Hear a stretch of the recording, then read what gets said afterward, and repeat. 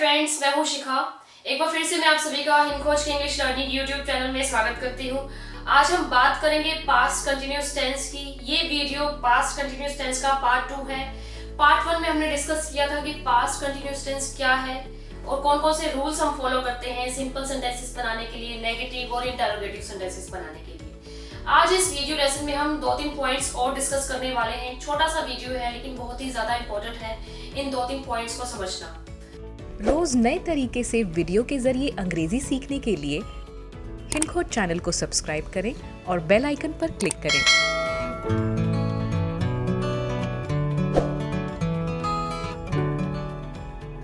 तो एक बार पहले हम पास्ट कंटिन्यूअस टेंस की डेफिनेशन की क्या है ये इसे रिवाइज कर लेते हैं। देखिए, कोई ऐसा एक्शन जो पास्ट में किसी समय पर कंटिन्यू था। नाम से ही देखिए पता चल रहा है कि पास्ट और कंटिन्यूअस, यानी पास्ट की बात हो रही है और कंटिन्यूअस की भी बात हो रही है। तो कोई ऐसा एक्शन जो पास्ट में किसी समय पर कंटिन्यूअस फॉर्म में था, an action that was in progress, that was in continuous form at some time in the past. तो उस एक्शन को हम बोलते हैं, उस एक्शन का हम यूज करते हैं पास्ट कंटिन्यूअस टेंस। तो आज इस वीडियो में हम आगे बढ़ते हैं। देखिए, पास्ट कंटिन्यूअस टेंस का यूज हम कैसे करते हैं।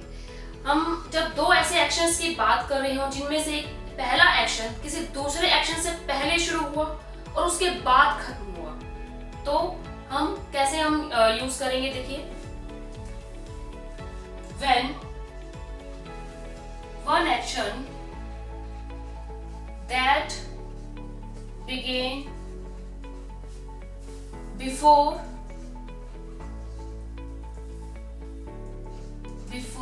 another action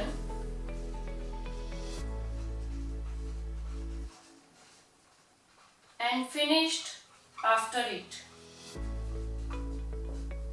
अब देखिए इसे समझिए।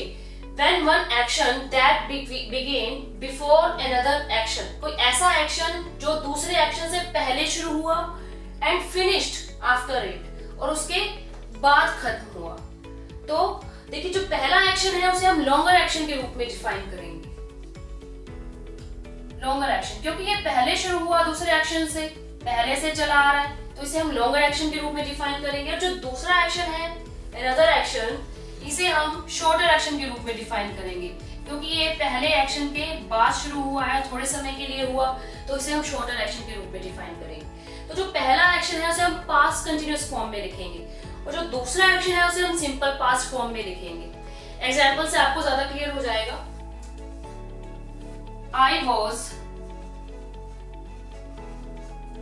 I was watering the plants when he came, जब वो आया। मैं पौधों को पानी दे रही थी जब वो आया। अब इस पूरे सेंटेंस में दो एक्शंस की बात हो रही है, एक तो पौधों को पानी देने की और दूसरा उसके किसी के आने की। तो देखिए, जो पहला सेंटेंस है I was watering the plants, ये पास्ट कंटिन्यूअस टेंस का सेंटेंस है, और जो दूसरा है when he came, सब्जेक्ट के बाद हमने वर्ब की सेकंड फॉर्म का यूज किया है। हम सिंपल पास्ट टेंस में ऐसा करते हैं, तो ये सिंपल पास्ट टेंस का सेंटेंस है, he came। तो देखिए, I was watering the plants, यानी कि मैं पौधों को पानी दे रही थी उसके आने से पहले, जब वो आया। When he came, उसके आने से पहले मैं ये काम कर रही थी और हो सकता है कि उसके जाने के बाद भी ये एक्शन कंटिन्यू रहा हो।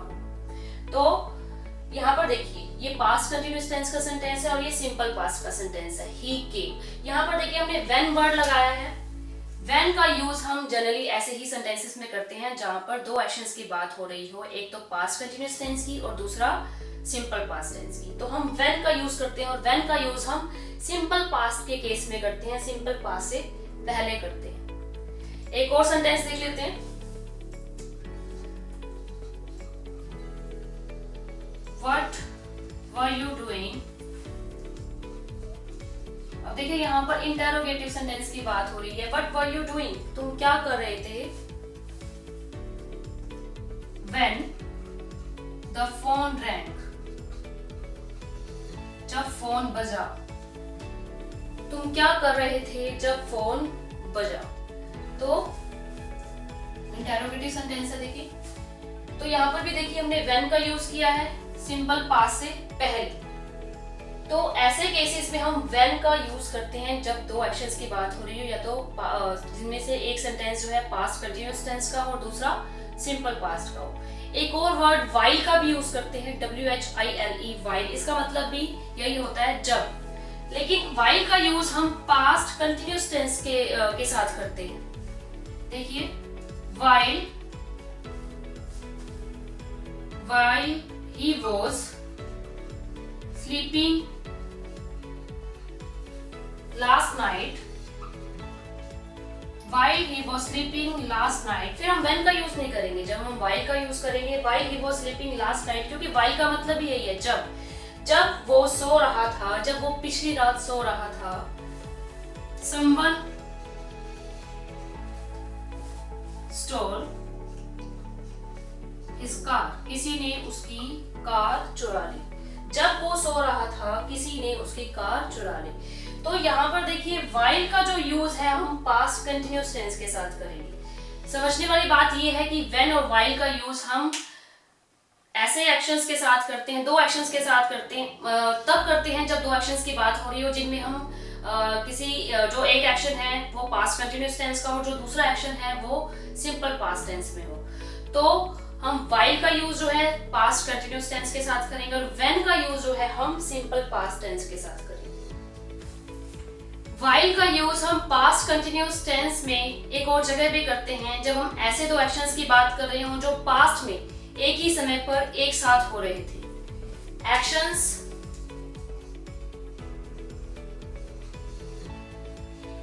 which were happening simultaneously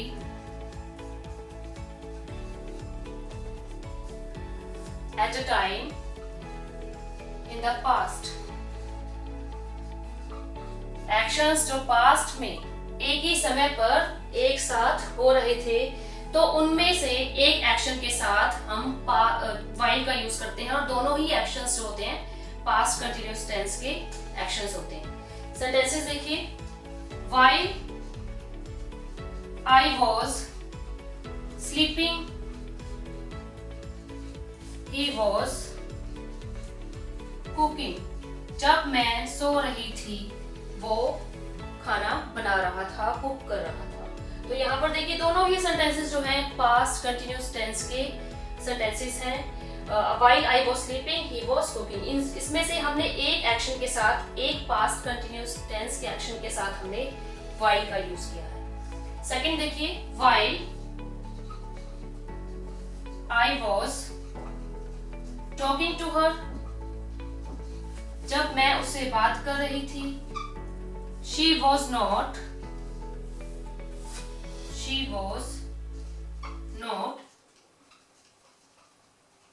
listening to me properly।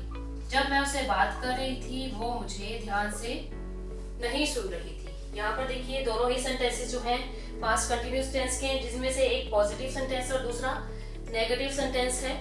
तो यहाँ पर while के साथ हमने while का यूज किया है एक पास्ट कंटिन्यूअस टेंस के सेंटेंस के साथ। तो while का यूज उन एक्शंस के साथ भी उस जगह भी किया जाता है जब हम दो एक्शंस की बात कर रहे हैं जो एक ही समय पर पास्ट में एक साथ हो रहे थे। अब देखिए तीसरी चीज जो पास्ट कंटिन्यूअस टेंस के केस में समझने वाली है वो ये है कि कोई एक ऐसा एक्शन जो एक पर्टिकुलर टाइम से पहले शुरू हुआ और उस टाइम के बाद भी कंटिन्यू रहा। देखिए action that began before a particular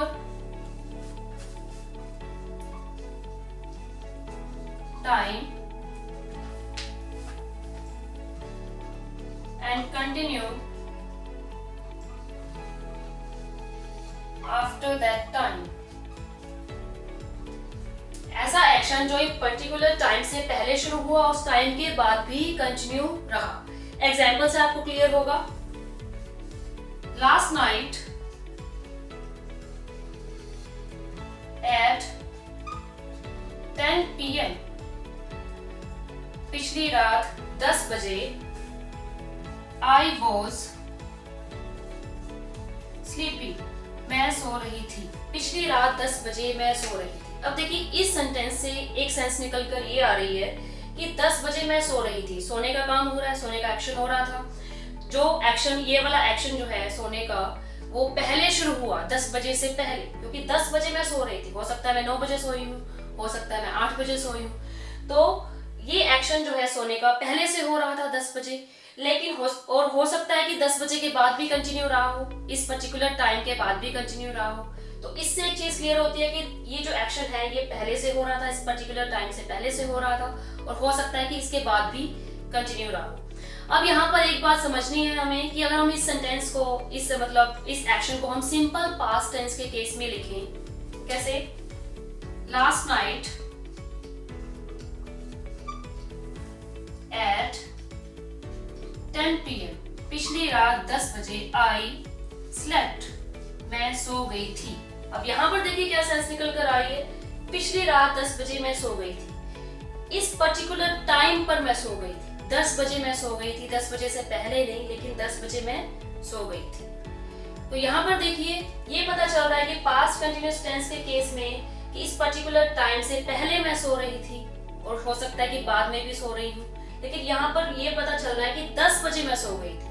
तो समझने वाली बात ये है कि हम सिंपल पास्ट टेंस के केस में पर्टिकुलर टाइम का यूज करते हैं उस एक्शन को बताने के लिए जो एक किस समय शुरू हुआ या फिर किस समय खत्म हुआ। पर्टिकुलर टाइम का यूज इस एक्शन को बताने के लिए किया जाता है कि कोई एक्शन किस समय शुरू हुआ या फिर किस समय खत्म हुआ।